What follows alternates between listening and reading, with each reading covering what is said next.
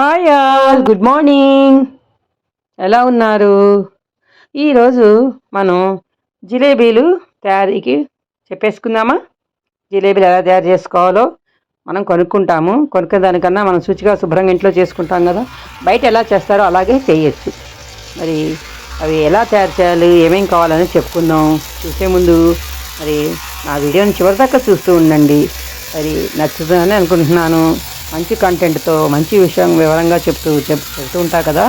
మరి మీకు నచ్చినట్టయితే లైక్ చేయండి, షేర్ చేయండి, కామెంట్ పెట్టండి, చివరిదాకా చూడండి, మర్చిపోకండి.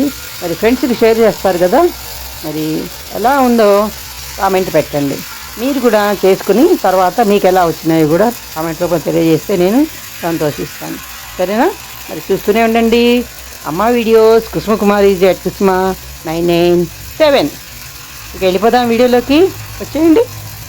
జిలేబీల తయారీకి కావాల్సినవి: ఒక పాల డబ్బాడు మైదా పిండి. పాల డబ్బా అంటే మనం బియ్యం కొలుచుకుంటాం కదా, ఒక డబ్బా అంటూ ఉంటాం కదా. దానికి సరిపడగా ఏదైనా గ్లాస్ ఉన్నా సరే, ½ లీటర్ గ్లాస్తో కాఫీలో తాగుతూ ఉంటాం కదా, అదైనా కానీ ఏదో ఒకటి పెట్టుకోండి. ఆ డబ్బానో లేకపోతే ఈ గ్లాసో లేకపోతే అంతే సరిపడా పట్టేది కప్పో ఏదో ఒకటి, అలా ఒక దాంతో మైదా పిండి తీసుకోండి. పెరుగు 1 స్పూను, నెయ్యి 1 స్పూను, ఈనో ప్యాకెట్ చిన్నది అనమాట, మామూలుగా 5 రూపాయలు అట్లా అమ్ముతారు కదా, అది తీసుకోండి. ఇవి అంటే ఇవాళ మనం మైదా పిండితో చేస్తున్నాం. కొంతమంది దోశపిండిలాగా తయారు చేసుకుని అందులో సోడా ఉప్పేసి రాత్రి నుంచి పొద్దున్న దాకా కూడా అట్లా పులవ పెట్టి అట్లా కూడా చేస్తారు. దానికన్నా కూడా ఇది ఇప్పటికిప్పుడు కలుపుకుని ఒక పావు గంటలో కలిపేసుకుని మనం వేసేసుకోవచ్చు అనమాట. అట్లా చక్కగా వస్తాయి. బయట ఎట్టా వేస్తున్నారు అట్టాగే వస్తాయి. మీకు గట్టిగా కావాలంటే గట్టిగా వేసుకోవచ్చు, లేదంటే లేత పాకంగా తీసాను, గోల్డ్ కలర్ తీస్తే లేతగా ఉంటాయి కొంచెం, మరి కరకరలాడకుండా. అప్పుడు వెంటనే పాకంలో పడేసేయచ్చు, మీకు కష్టం కూడా ఉండదు.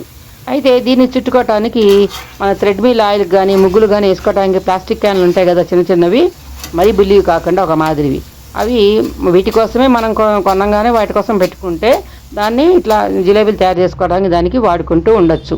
అలాగే చక్కెరలో జిలేబీలు ఇలాంటి విషయాలకు వీటికి మాత్రమే మనం తయారు చేసుకోవడానికి వాటిని వాడచ్చు. సరేనా? మరి అలాగే మరి కలుపుకోవటానికి నీళ్లు కావాలి కదా.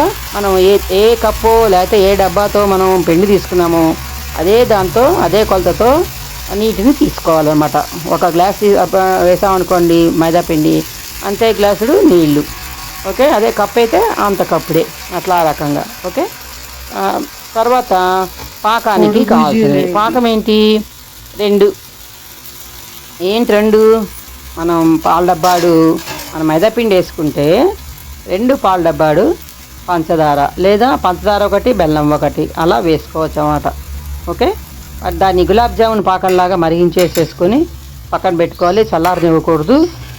పక్కన ఉండగానే అట్లా మనం బుల్లిముడి పెట్టేసుకుని మనం ఇందాక చెప్పుకున్న క్యాన్లోకి పోసుకుని కొంచెం కొంచెం చుట్లు వేసుకుంటే చక్కగా వస్తుంది. అది ఒకవేళ మీరు పిండి కలుపుకుంటుంటే ఆ గ్లాస్ సరిపోతుంది అంటే, అందుకే కొంచెం కొంచెం పోసుకుంటూ ఉండాలి. 1 చెంచా 2 చెంచాలు ఉంచుకుని పోసుకుంటే దాన్ని బట్టి మనకు కావాలంటే కాస్త పోసుకోవచ్చు.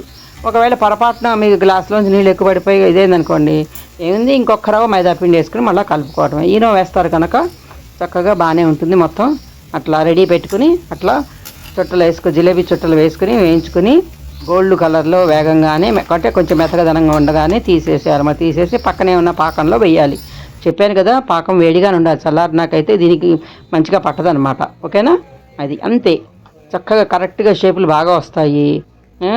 పావు గంటలో జిలేబీలు తయారు చేసేయచ్చు కదా. మరి ఇంకేం చూశారు కదా, ఇంతేనండి, చాలా సింపుల్. మరి మీరు కూడా చేసేస్తారా?